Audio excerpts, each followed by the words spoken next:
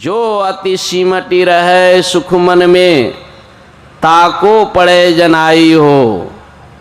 हमारे अंदर में वह भक्ति का द्वार, वह भक्ति का मार्ग सुषमना है। उस सुषमना में भी अत्यंत सिमटाव करने की जरूरत है, जिसके संबंध में सुन रहे थे प्रातःकालीन। गुरु खोलिए वज्र कपाट, अंधेरी सन्मुख की। ये वज्र कपाट की चर्चा गुरु महाराज और कहीं नहीं की है, इसी भजन में की। और ये राजयोग की चीज नहीं है, ये हठ योग में इसकी चर्चा है। सुषमना के अंदर भी जो है दो नाड़ियां हैं, चित्रा और वज्रा उसका नाम है। इसलिए गुरु महाराज कहते हैं सुषमना में भी प्रवेश करने के बाद और सिमटाओ, अत्यंत सिमटाओ। जो अति सिमटी रहे सुख मन में, ताको पड़े जनाइयो। यही है राम का चरण, करिए राम पद पंकज नेहा।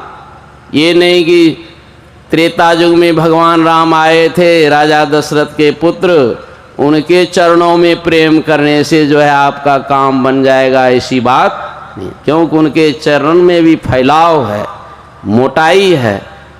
वह मानस ध्यान के काम में आएंगे, लेकिन सुषमना में उनकी पहुंच नहीं है, राम के चरणों में पहुंच नहीं है। इसी के लिए संत मत में जो है दृष्टि साधन की क्रिया बताई जाती है।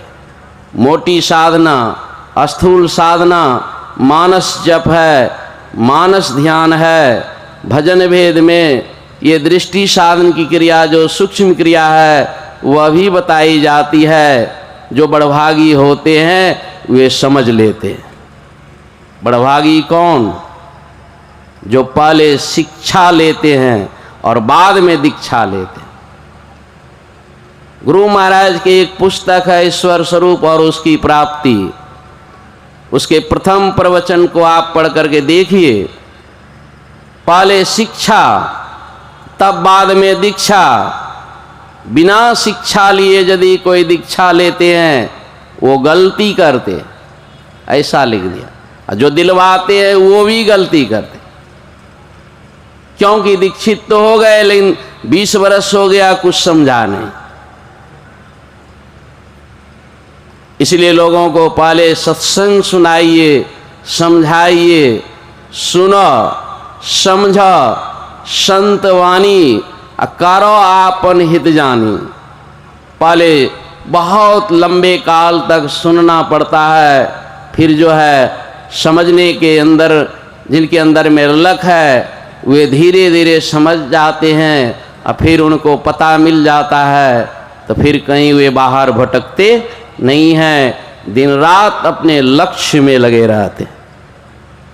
त्रैकाल संध्या तो खल्ली पकड़वाना है। लोग कहते हैं त्रैकाल संध्या करो, ब्रह्म मुहूर्त में जग करके ध्यान करो, स्नान करने के बाद ध्यान, फिर सूर्यास्त होने के बाद ध्यान। त्रैकाल संध्या भी जो है कोई ठीक से नहीं करते हैं। वही उसी बच्चे के तरह है जो बच्चा की खल्ली पकड़ने से भी डर रहा है, वो एमए पास कब करेगा। त्रैकाल संध्या जो नित्य नियमित रूप से दीर्घकाल तक करते हैं और अभ्यास करते करते निष्दिन सुरत अधर पर कर कर अंधकार फट जाता है। छट छट छट छट बिजली छटके भोर का तार दिखाता है। यहाँ त्रैकाल संध्या नहीं है। निष्दिन मतलब होता है दिन रात। आपका ख्याल कहीं ना रहे, दिन रात कहाँ रहे। तो गुरु महाराज कहते आधार पर हमारा मन तो कुछ ना संसार में धर करके रहता है। जब जगते हैं तो कुछ ना कुछ मन जो है संसार के नाम रूप को, ख्याल को पकड़ करके रहता है। स्वप्न में भी जाते हैं तो वहाँ भी हमारा मन कुछ नाम रूप ख्याल को पकड़ करके ही रहता है।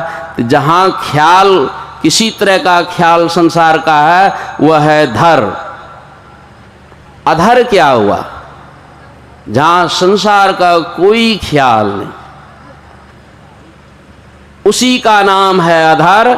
और गुरु महाराज कहते हैं कि दिन रात उस पर लगे रहना पड़े, निष्दिन सुरत अधर पर कर कर अंधकार फट जाता है, छट छट छट छट बिजली छटके भोर का तार दिखाता है।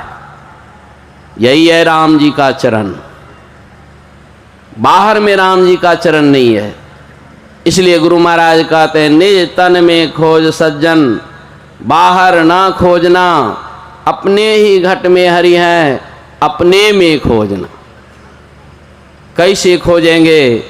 इसी के लिए भजन भेद की ज़रूरत है, दीक्षा की ज़रूरत है। और जो नहीं समझ पाते हैं उनको बार बार सत्संग करने की ज़रूरत है। यदि सत्संग नहीं मिले फिर समझने का कोई उपाय नहीं। बार बार सत्संग और त्रैकाल संध्या और गुरु के चरणों में जा कर के समझने का प्रयास जो करते हैं, जाओ नहीं समझो सतगुरु पद गहो। कहते एक बार में यदि आपको नहीं समझदारी हुई है तो बार बार सदगुरु के चरणों में जा कर के समझने का प्रयास कीजिए और घर में बैठ करके अभ्यास कीजिए। क्योंकि गुरु महाराज ने कहा करता जो नित अभ्यास न, विश्वास है तो खूब विश्वास है गुरु महाराज के ऊपर, लेकिन आप अभ्यास नहीं करते हैं, ध्यानाभ्यास नहीं करते हैं, तो गुरुए महाराज जो है उसको नाम काट करके साइड कर देते। इसलिए नित्य नियमित रूप से जो साधना करेंगे और बार बार गुरुदेव के चरणों में जाएंगे, ये गुप्त ज्ञान को, सूक्ष्म ज्ञान को अंतर में अभ्यास करते करते कभी ना कभी उनकी दृष्टि स्थिर होगी। जब आपकी दृष्टि स्थिर होगी तो अंदर में ज्योति जग जाएगी, अंदर में कुछ दर्शन मिलेगा। कुछ भी दर्शन मिल गया वही है राम जी का चरण। और अंतर में प्रभु के शब्द उनको सुनने में आता है। जो श्रवण कर रहे थे स्वामी दयानंद जी महाराज से कि शब्द स्नेही हो रहे घर को पहुँचे सो। हम लोग संसार में बेघर हैं। शब्द का स्नेही जब तक नहीं बनते हैं तब तक अपने घर पहुंचने का करोड़ों जन्मों में उपाय नहीं है। साधारण लोग तो समझेंगे कि ये कौन बड़ी बात है, अब तो सत्संग समाप्त होगा ही, आराम से अपने अपने घर रेलगाड़ी से, अपनी गाड़ी से पैदल चल करके अपने घर पहुंच जाएंगे। लेकिन जान लीजिए जिस घर को आप अपना घर मान बैठे हैं, दरअसल में ये आपका अपना घर नहीं है। कहेंगे क्यों? हमारा ही घर है, भाड़े पर नहीं रहते हैं।